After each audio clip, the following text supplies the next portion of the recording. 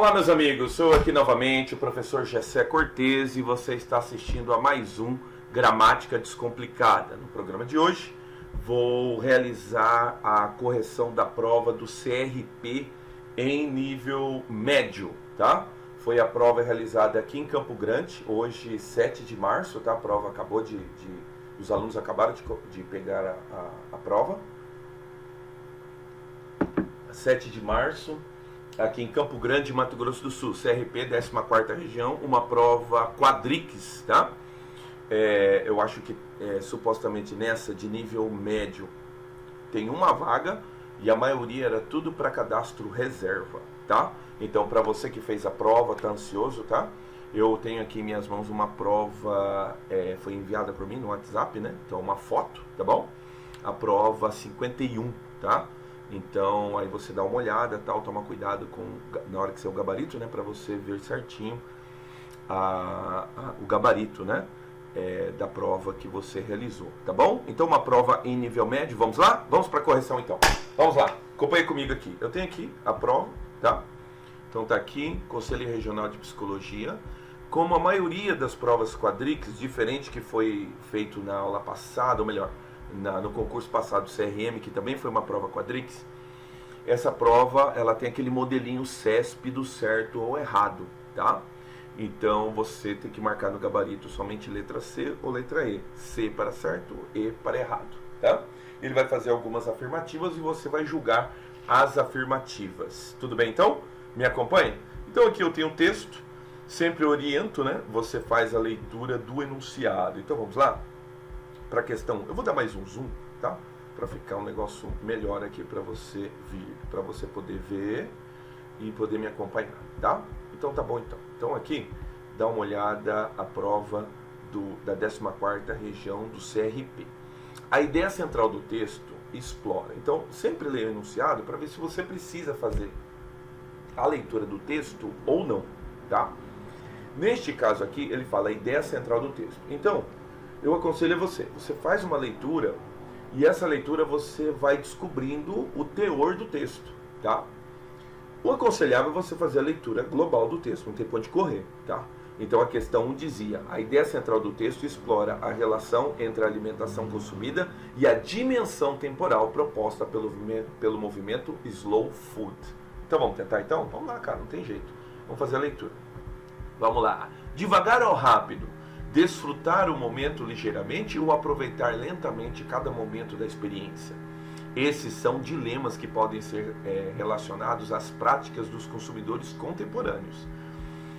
A partir dessa questão, organizações de consumidores que procuram ressignificar a relação do homem com o tempo e o espaço, como as da economia solidária, comércio justo, indicação geográfica, etc., estabelecem suas bandeiras, tá?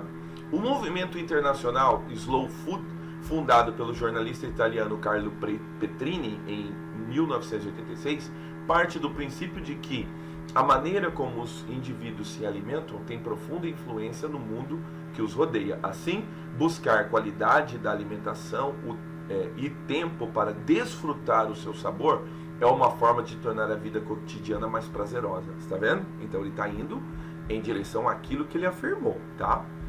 Seria cedo demais? Era sempre bom você dar uma lida, mas provavelmente ele já explorou. Ainda ele não usou a palavra dimensão temporal. Vamos lá então? Vamos lá. Vamos prosseguir um pouquinho mais na leitura. Terceiro parágrafo. O Slow Food apresenta como princípio direto ao prazer da alimentação pelo uso de produtos artesanais de qualidade especial, elaborados de forma que respeite tanto o meio ambiente quanto os produtores. Tendo esses princípios como balizadores, coloca-se em oposição à tendência de padronização alimentar e defende que os consumidores sejam bem informados e que lhes seja oportunizado se tornarem coprodutores, isso é, participação na produção também. Assim como outros movimentos sociais, o Slow Food visa demarcar seu posicionamento e diferenciar-se dos demais, a utilizar como uma das estratégias a demarcação fundacional por meio de um manifesto que expõe seus interesses. Lançado em 1989, nele se observa veemente a crítica ao estilo e ao ritmo da vida acelerado, construídos pela civilização ocidental. na sociedade contemporânea e são propostas alternativas para diferentes estilos de vida, além de censurar mudanças de hábitos tradicionais. Vamos procurar ainda a palavra em questão. Diz lá: a negação do modo rápido, fast, de viver e comer é apontada como uma possibilidade de resgate do prazer frente ao mundo utilitarista. Em nome da produtividade, a vida rápida, fast life, mudou a forma de ser e ameaça o meio ambiente. Continuando. A proposta de mudança passa pela ressignificação da dimensão temporal, achamos. Certo? Então, ele fala sobre a dimensão temporal no seguinte sentido. No curto manifesto, perpassam o texto não menos de 13 palavras que remetem à noção de temporalidade, tais como lento ou seus opostos, rapidez, fast, né? Segundo os autores do manifesto, somos escravizados pela rapidez e sucumbimos todo ao momento vírus insidioso, A fast life, que constrói os nossos hábitos, penetra na privacidade dos nossos lares e nos obriga a comer fast food, né? Comida rápida. Uma das proposições sugere que nos sejam garantidas doses apropriadas de prazer sensual e que o prazer lento e duradouro nos proteja do ritmo da multidão que confunde frenesi com eficiência. Olha só, sensacional, né? Muito bem, então o que a gente pode afirmar da primeira aqui? A ideia central do texto explora a relação entre a alimentação consumida e a dimensão temporal proposta pelo movimento Slow Food. Correto, né, cara? Vou pegar uma caneta aqui. Correto, então aqui você pode... Eu sempre oriento o aluno, como não tem espaço para você marcar, você colocar perto do número, tá? Opa, ele não colocou a caneta. Deixa eu pegar a caneta aqui. Então você colocar perto do número, tá? Então neste caso aqui, a questão está correta. Certo? Vai marcando seu gabarito aí. Vamos lá. A questão 2. Depreende-se do texto que, de novo, uma leitura global do texto, tá? Que muito além do que indica sua tradução literal, o movimento Slow Food propõe o direito ao prazer de comer e torna as etapas da seleção e produção dos alimentos tão importantes quanto a degustação. Então você nota aqui que ele fala sobre coprodutores, tá? Então ele está interessado em que tanto a elaboração, em contrapartida dos alimentos padronizados, né? Ele pode se tornar também um coprodutor, quer dizer, prazer não só o comer, quer dizer que vai além do elemento literal, tá? Como também tão importante quanto a degustação também é a produção desse alimento, a preparação e a produção desses alimentos. Então tá, então a 2 está correta. Fechou? Muito bem, me acompanha aqui? Diz lá o terceiro. Do texto se deduz, de novo, uma leitura global, tá? O Slow Food apresenta pressupostos, aí essa palavra interessantíssima, né? Porque tem o subentendido e o pressuposto. Gessé, diferença é sinônimo? Não é sinônimo, cara. Um subentendido é algo que você dá vazão ao seu entendimento. Então, um subentendido é algo que de repente não está claro. Aí você entendeu de uma forma, eu entendi de outra, tal, é algo subentendido. Eu acho que vai além do ambíguo, cara. Vai além do ambíguo, tá? Porque é algo que dá vazão a mais de uma possibilidade de interpretação, tá? Aí você pode até ficar em dúvida quanto à interpretação. Agora, aquilo que é pressuposto, não, o pressuposto ele é irrefutável, tá? Então, essa seria a diferença básica de subentendido e pressuposto. E no caso, né, essas questões que envolvem certo ou errado, que quem idealizou isso, né, no Brasil foi o pessoal da UNB, né, o pessoal do CESP, agora Sebrasp, né? Eles brincam bastante, né, com essas palavrinhas, o subentendido e o pressuposto. Então, o pressuposto, decora, o pressuposto, a despeito do que possa parecer, é uma suposição, mas é algo irrefutável, é algo que você, pela afirmativa do texto, você fala assim, cara, isso é isso aqui mesmo, entendeu? É irrefutável, tá? Então, tudo bem, vamos lá comigo. Do texto se deduz que o Slow Food apresenta pressupostos semelhantes ao fast food. Não, ele é um movimento que nega o fast food. Porque o fast food, ele diz que o fast food ele confunde frenesi com eficiência. Então, para comer rápido, por quê? Porque você é uma pessoa eficiente, a vida é rápida, entendeu? Então, não. Então, ele nega o movimento fast food. o elemento slow food. Então não. Então já de imediato aqui a gente já pode entender que a 3 ela está errada. Show? Tá, semelhantes ao fast food, com a diferença de que este deriva da necessidade de adequação à contemporaneidade. E este, tá? O fast food. Quanto a isso, sim, tá? Que ele deriva da contemporaneidade, por quê? Porque a civilização ocidental, ela quer o quê? Ela quer remir o tempo, mas só que ele confunde aqui, ó, em que se deve aproveitar o tempo livre em atividades diversas. Não, na verdade, você tem que remir o tempo para você ser mais eficiente, né? É hora que no final do texto ele fala que isso é um equívoco, né? Tudo bem, então ela não vai, né, ao encontro do texto, muito pelo contrário, ela vai de encontro ao que o texto propõe. A 3 está errada. Tá bom? Vai para o 4. Conforme o texto, de novo, uma leitura global do texto, tá? O slow food é um movimento retrógrado que atribui grande importância à tradição, a qual mantém a confiança na continuidade do passado, do presente e do futuro e vincula as práticas sociais rotinizadas, tais como a alimentação da vida moderna. Negativo. Por quê? Porque no texto ele confronta o que é essa tradição dessa modernidade, né, dessa contemporaneidade, que impôs o que? A comida rápida, comer rápido para você ser eficiente. Não. O que ele fala de retrógrado é errado, porque é um movimento moderno que vai de encontro a essa proposta, né, do fast food. Certo, então? Então tá. Então, eu vou colocar o gabarito certinho na descrição do vídeo, tá? Então, número 1 correto, número 2 correto, número 3 correto, número 4 correto. Sempre lembrando que essa é a prova 51, tá? Vê lá na sequência qual prova foi que você fez para você não perder o gabarito, tá? Para não perder o gabarito. Tudo bem, então. Vamos lá, continua comigo aqui, vai para a questão 5. Agora começam os elementos linguísticos, tá?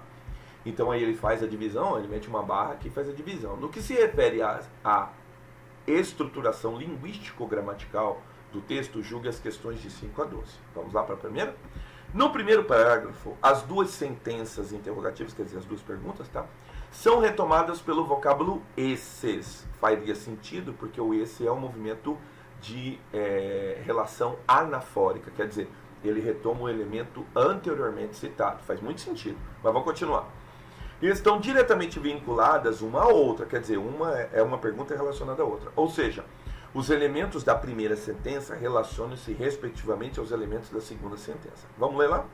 Lembra, o primeiro parágrafo a gente está procurando o eles. São duas perguntas. Vamos lá? Primeiro parágrafo. Devagar ou rápido? Desfrutar o movimento ligeiramente ou aproveitar lentamente cada momento de experiências? Esses são dilemas. Quem são os dilemas? As duas perguntas. Que podem estar relacionados. Verdade. As práticas dos consumidores contemporâneos. A partir dessa questão, organizações, tá, de consumidores que procuram ressignificar a relação do homem com o tempo e o espaço, como as da economia solidária, comércio justo, indicação geográfica, etc., estabelecem suas bandeiras. Então vamos lá? O esse retoma os dois elementos anteriores, sendo que o primeiro está diretamente relacionado ao segundo. Esses são elementos de coesão do texto, são perguntas referentes aos elementos chaves, os mecanismos coesivos do texto. Então a número 5 está correta, certo? Vai para o 6. Mantém a correção gramatical. Então, muita atenção, porque normalmente ele vem seguido disso aqui, ainda que possa haver alteração de sentido. Normalmente ele vem seguido assim, tá? Ou então ele pergunta, só mantém a correção gramatical, quer dizer que vai inverter o sentido, ele não está nem aí se o sentido inverte. Mas só que, olha o que ele está falando. Manter a correção gramatical, quer dizer, o que ele vai propor aqui vai ficar certo, tá?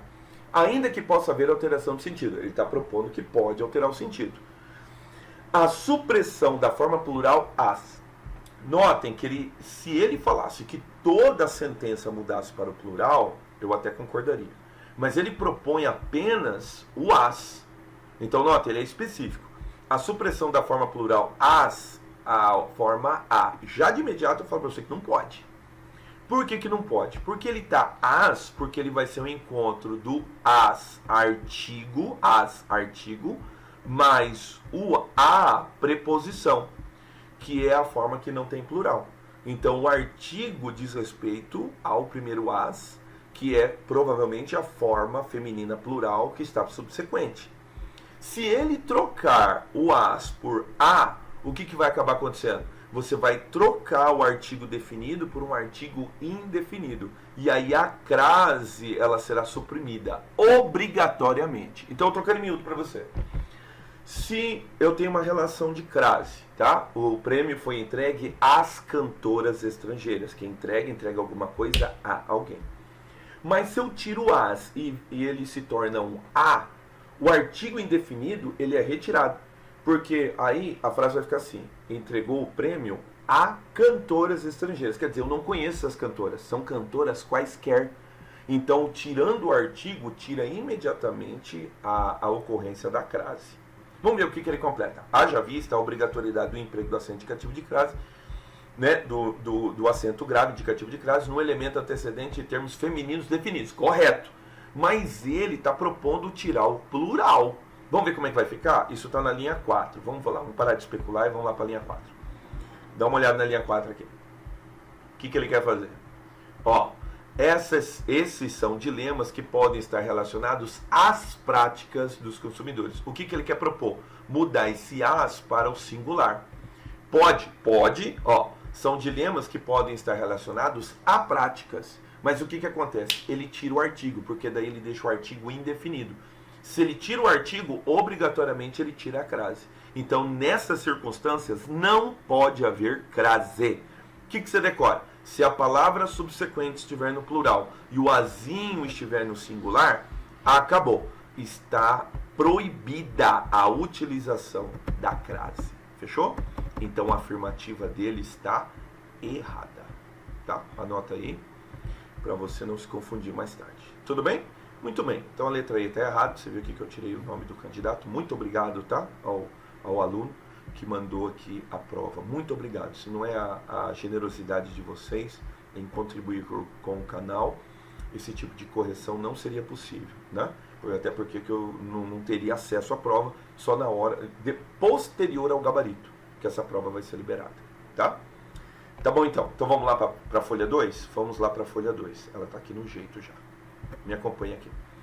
Então na folha 2, vou dar mais um zoom aqui, para você me acompanhar, tá? De novo aqui, questão 7. Vamos lá, me acompanha aqui na questão 7.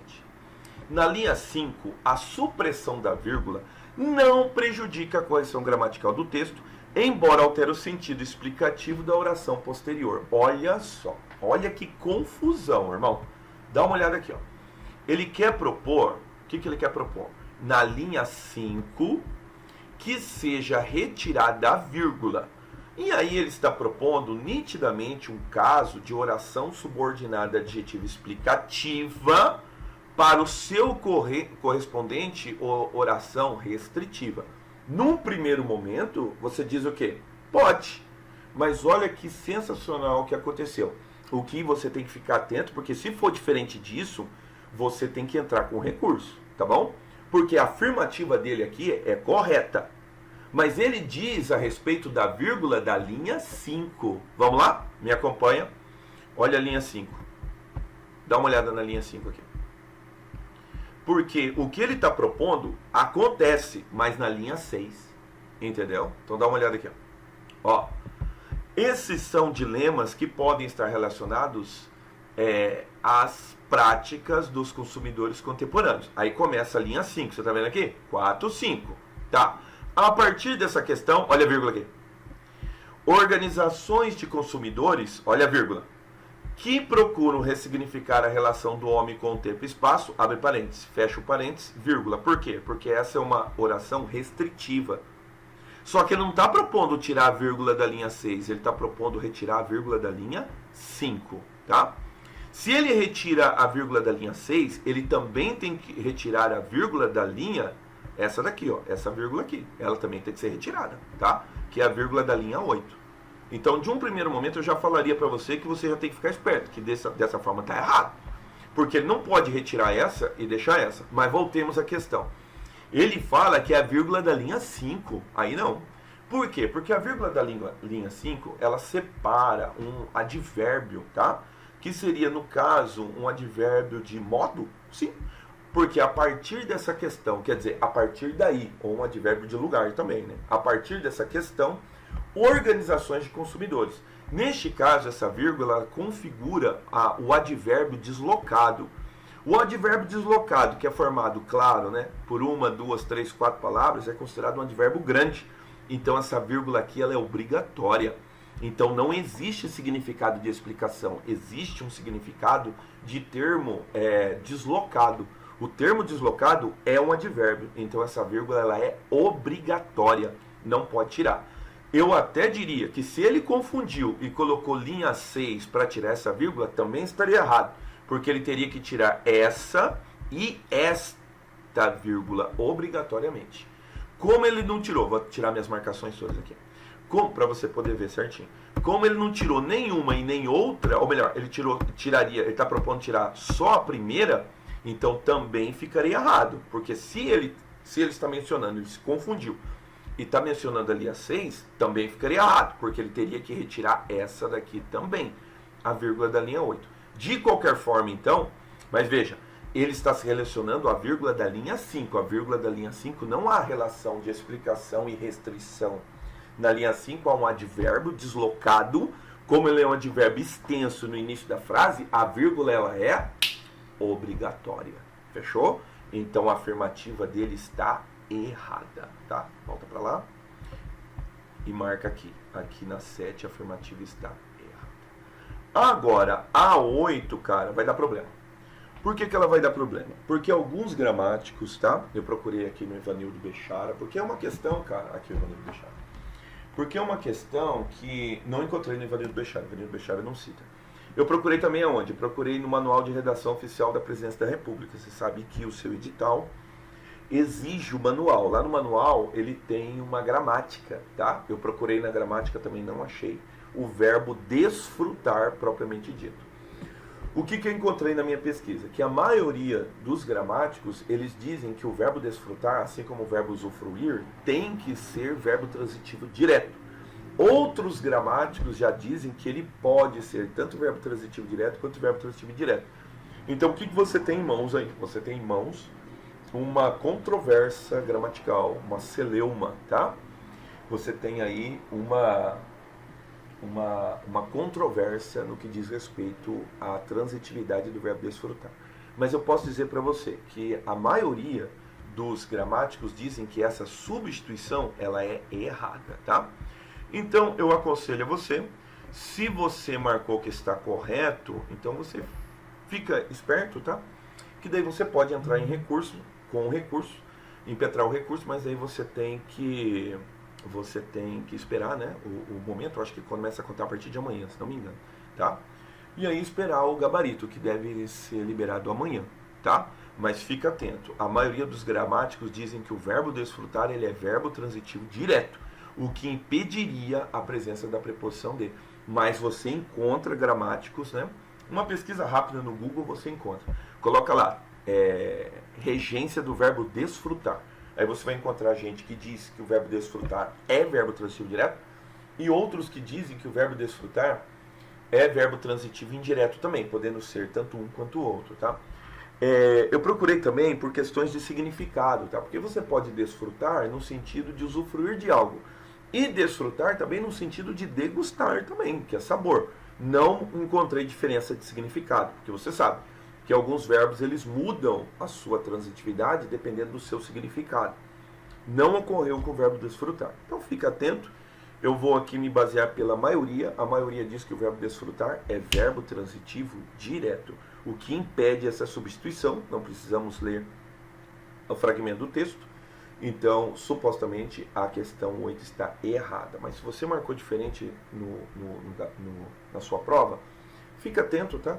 Que você pode sim entrar com recurso, é uma questão que é controversa. Você tem gramáticos que dizem que ele é tanto verbo transitivo direto quanto verbo transitivo indireto, como gramáticos que dizem que ele é apenas verbo transitivo direto. Tá bom? Então tá bom então. Qualquer coisa, deixa aqui suas observações na descrição e a gente pode conversar junto a respeito desse recurso. Tá? Tudo bem?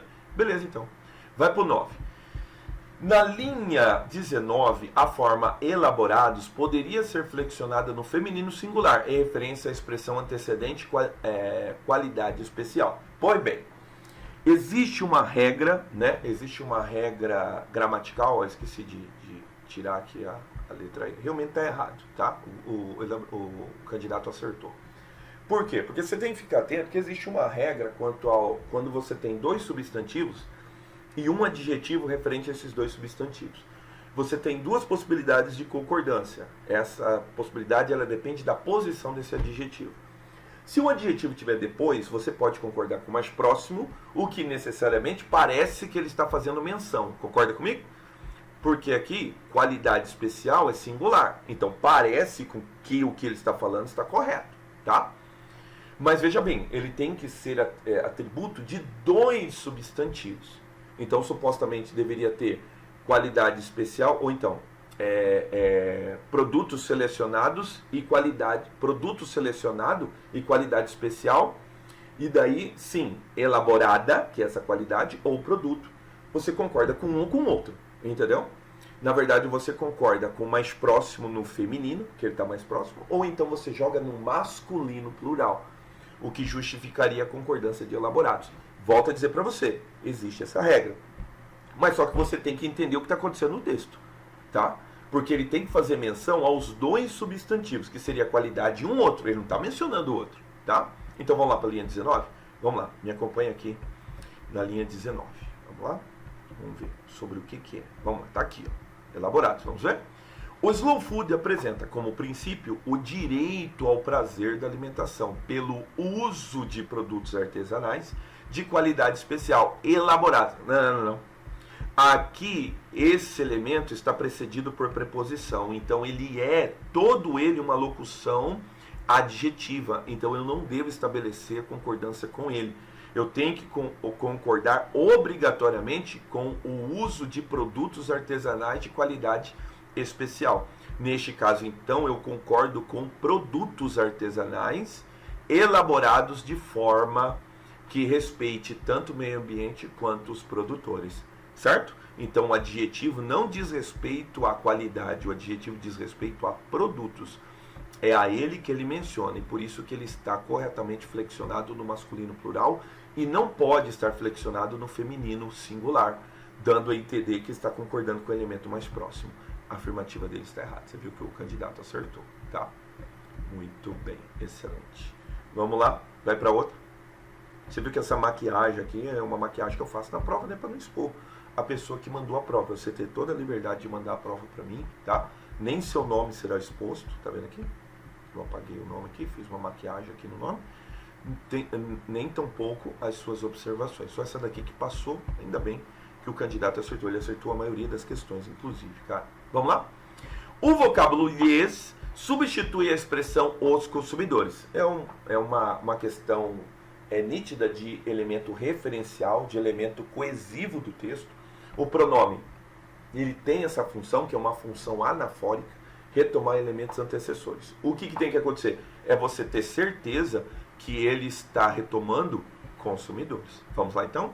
Isso está na linha 23, o tal do consumidor está na linha 22. Vamos lá? Vamos para o texto. Linha 23 e linha 22. Está bem aqui, ó. Diz assim: tendo esses princípios como balizadores, coloca-se em oposição à tendência de patronização alimentar e defende que os consumidores sejam bem informados e que lhes seja oportunizado se tornarem coprodutores. Quem é esse lhes aqui? Seja oportunizado para eles. Esse lhes aqui é o famoso lhes complemento nominal, tá? Porque se é oportunizado para alguém, tá bom?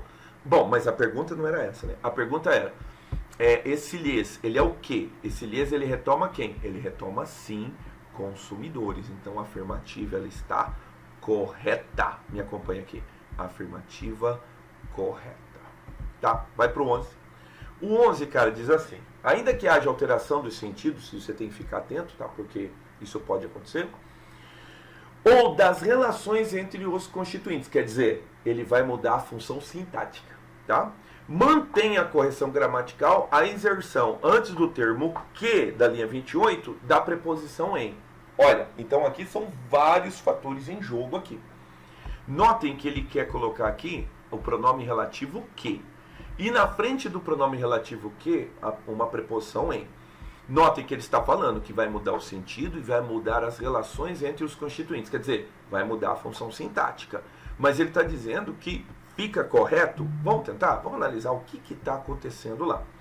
Então ele quer colocar uma preposição em na frente do que da linha 28. Vamos lá? Vamos lá para a linha 28 e me acompanha o que está acontecendo lá. Linha 28 aconteceu o seguinte. Ó, deixa eu colocar mais acima aqui para você poder observar, mais acima do seu vídeo. Diz assim: a demarcação fundacional por meio de um manifesto que expõe seus interesses. Notem que, em um primeiro momento, trata-se de um pronome relativo. E quem que expõe seus interesses? O manifesto, tá? Então, esse que, ele tem necessariamente função de sujeito da oração subordinada que começou a partir daqui. Trata-se de uma oração subordinada adjetiva restritiva, ela não tem vírgula. E sempre, quando houver uma oração subordinada adjetiva, o que será um pronome relativo. Ele não pode ser conjunção integrante, não pode ser nada. Ele só pode ser pronome relativo. Qual que é o problema dele ser pronome relativo? Que ao ser pronome relativo, ele vai desempenhar obrigatoriamente função sintática. Essa função sintática, ela pode ser as mais diversas, podem ser as mais diversas, tá? Por exemplo, ele pode ter função de sujeito, que é o caso aqui. Quem expõe seus interesses? Bom, ele está faltando um sujeito, então ele faz menção ao elemento anterior, que seria manifesto, o que claramente torna o que uma função de sujeito. O que ele quer propor? Colocar a preposição em. Num primeiro momento você pode falar assim: GC, não pode. Mas lembra que ele falou que ele vai mudar a função dos elementos constituintes? Notem que quem expõe aqui passa a ser um sujeito oculto, ou mesmo a palavra manifesto, porque, vê se você concorda comigo, sujeito oculto existe, tá? Expõe seus manifestos, ou melhor, expõe seus interesses no manifesto. Então, neste caso aqui, o verbo expor é um verbo transitivo direto, interesses é o meu objeto direto, e aí eu teria o manifesto sendo o meu adjunto adverbial de lugar. E o que assumiria essa função? Mas obrigatoriamente ele teria que ter o em na frente dele. Você está vendo? Então ele vai alterar a função do que. O que passa a ser um pronome relativo com função de adjunto adverbial de lugar, que é onde ele vai expor seus interesses. Colega, então a proposição da quadríquis está correta, tá bom? Notem que ele fala que primeiro vai mudar o sentido. Vai, porque daí o sujeito passa a ficar oculto, que aí seria no caso alguém que expôs, poderia ser. E aí, manifesto cumpriria uma função de adjunto adverbial de lugar, representada por quê? Pelo pronome relativo que ainda vai estar relacionado à palavra manifesto. Mas agora vai ser onde, concorda comigo? Seus interesses vão ser colocados.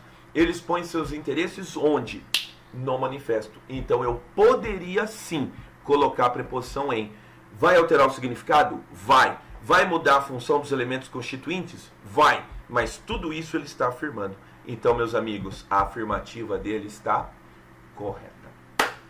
Boa? Gostou? O nome dessa matéria é Função Sintática do Pronome Relativo. O pronome relativo pode ter função sintática de sujeito, ele pode ter função sintática de objeto direto, objeto indireto, complemento nominal e assim por diante. Então, são no mínimo 10 funções sintáticas que o pronome que pode desempenhar, tá? Toda vez que ele tiver a função de pronome relativo.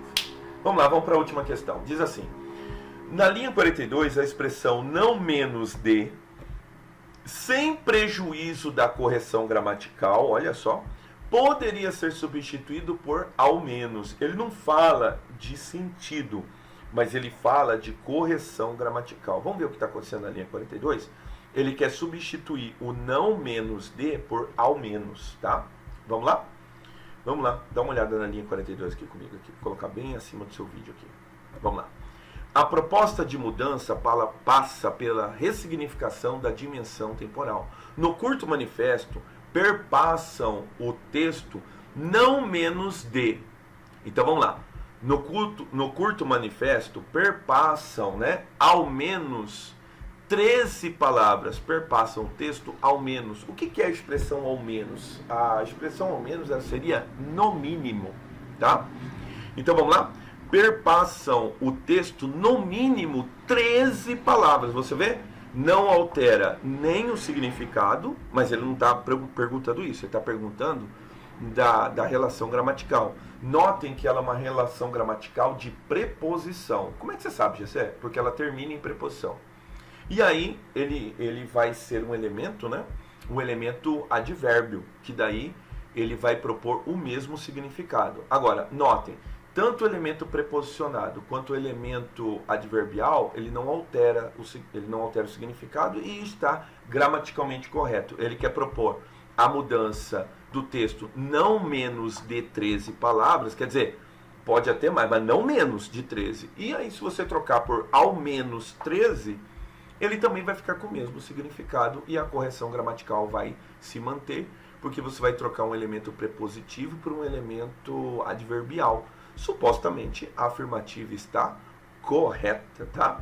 Na linha 42, a expressão não menos de, sem prejuízo da correção gramatical, poderia ser substituída por ao menos, tá? Então, no caso aqui, ao menos, a expressão menos, ela existe, né? O que não existe é menos, né? É menos, né? E o ao aqui, justamente aqui, faz o caráter, né, do elemento sem concordância, porque é um advérbio. Então, por ao menos, né? Não poderia ser aos menos, não poderia. Por ao menos, quer dizer, no mínimo, 13 palavras, o que configura a 12 como correta. Fechou? Meus amigos, essa foi a prova quadriques em nível médio. Eu espero que você tenha gostado. Gostando, por favor, compartilhe o vídeo, deixe o seu like, isso ajuda o canal a ganhar a devida relevância que nós propomos, que nós almejamos, tá ok? Muito obrigado pela sua atenção. Eu sou o professor Gessé Cortez e você assistiu a mais um Gramática Descomplicada. Um abraço e até a correção em nível superior, que será feita logo mais à tarde. Logo mais no final da tarde, tá bom? Um abraço e até o próximo vídeo.